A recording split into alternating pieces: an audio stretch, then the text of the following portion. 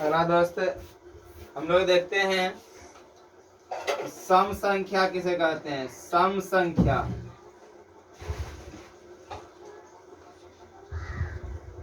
देखिए, सम संख्या किसे कहते हैं। वैसी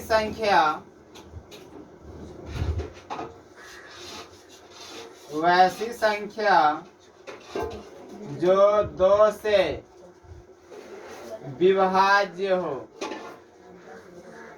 जो दो से विभाज्य हो उसे सम संख्या कहते हैं।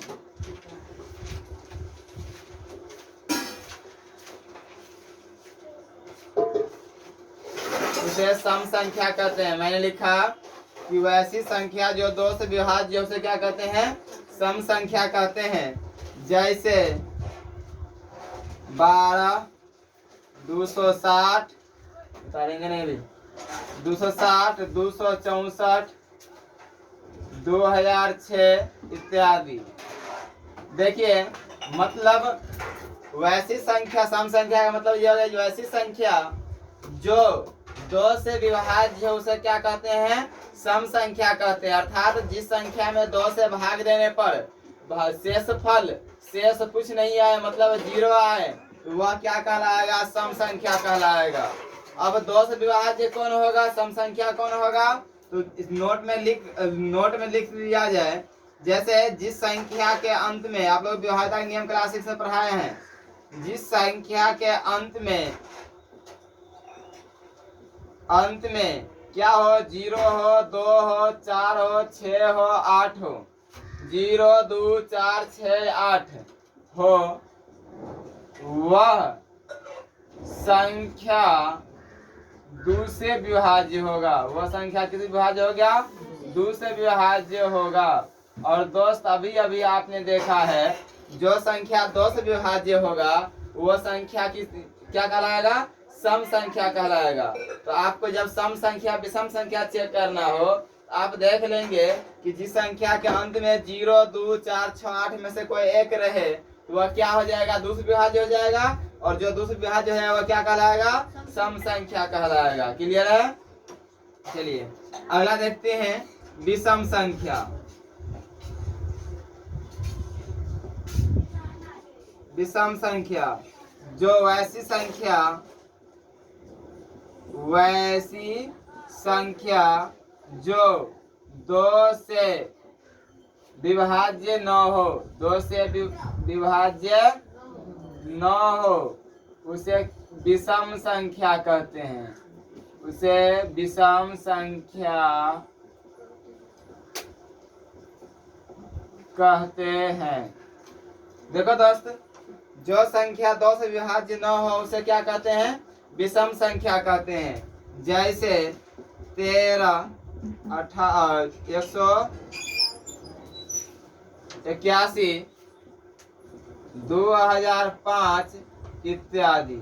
मतलब जिस संख्या में दो से भाग दिया जाएगा और वह उसमें शेषफल कुछ न कुछ आया, पूरा भाग उसमें नहीं लगेगा, वो संख्या क्या कहलाएगा, विषम संख्या कहलाएगा। और जिस संख्या के अंत में, अब कहेंगे सर विषम संख्या कैसे जाने, किसमें भाग नहीं लगेगा, जिस संख्या के अंत में 0, 2, 4, 6, 8 को छोड़कर कोई और संख्या होगा तो वह क्या कहलाएगा, इसमें दो से पूरा भाग नहीं लगेगा, वह क्या कहलाएगा, विषम संख्या।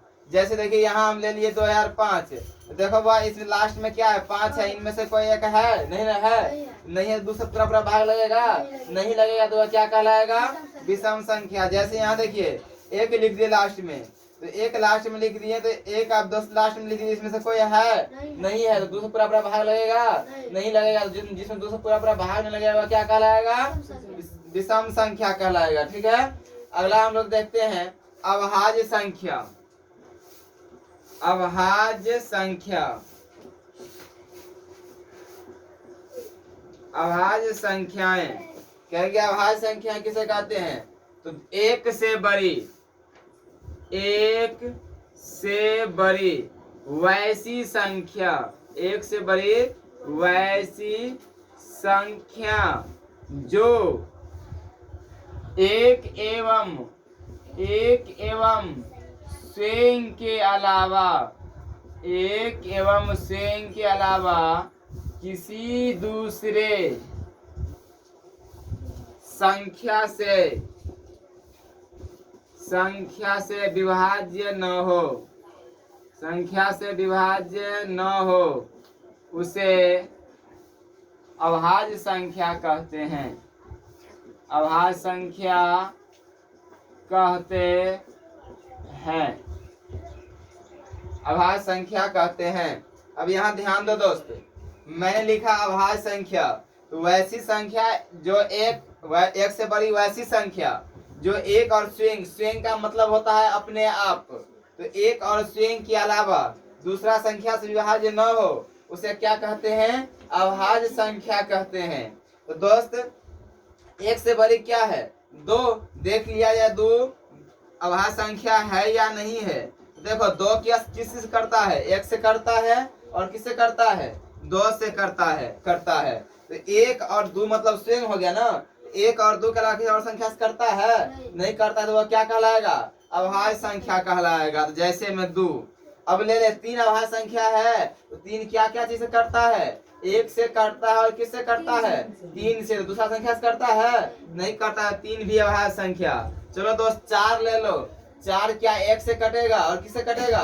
दो से कटेगा और किससे कटेगा? चार से कटेगा।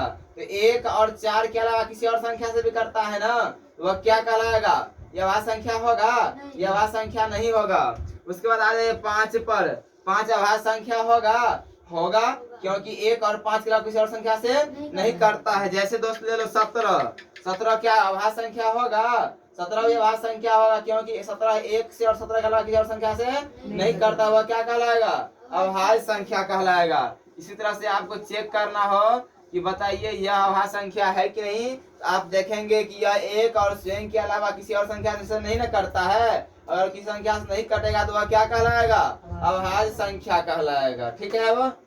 चलो अगला देखते हैं दोस्त, यौगिक संख्या। कौन सा संख्या? यौगिक संख्या, या उसे कहा जाता है रूढ़ संख्या। तो यौगिक संख्या वैसी संख्या जो एक एवं स्वयं के अलावा किसी और संख्या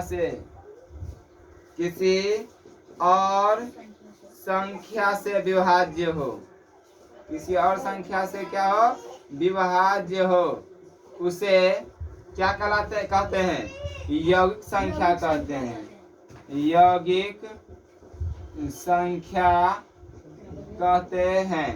जैसे देखो दोस्त, तो जो एक और स्वयं के अलावा किसी और संख्या से भी विभाज्य वो क्या कहलाता है? यौगिक संख्या। जैसे देखो अभी आपने चार देखा था, चार किससे करता है? एक से भी करता है, दो से करता है और चार से। तो एक और स्वयं के अलावा किसी और संख्या से भी करता है ना, तो वह क्या कहलाएगा? यौगिक संख्या। जैसे दोस्त ले लो छह क्या चीज करता है? एक से करता है, दो से करता है और किससे करता है? छह। तो एक और छह के अलावा किसी और संख्या से भी करता है ना, तो क्या कहलाएगा? यौगिक संख्या कहलाएगा।